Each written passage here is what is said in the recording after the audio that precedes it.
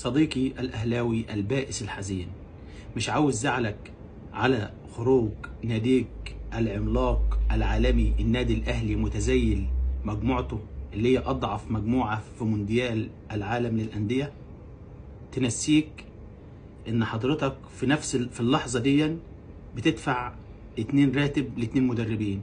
دي من ضمن الأرقام القياسية اللي الأهلي دايما بيحطمها.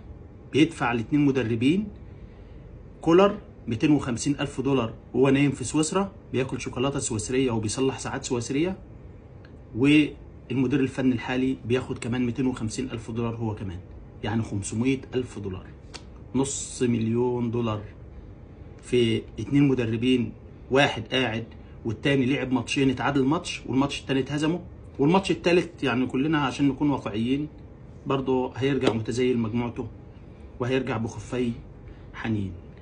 حنين يا اهلاويه يا عظماء، عشان خاطري افهموا كويس قوي واعرفوا لما تيجوا تتكلموا عن اللعب المالي النظيف والاموال العامه واهدار المال العام، لان دي كلها مؤسسات حكوميه رياضيه داخل جمهوريه مصر العربيه.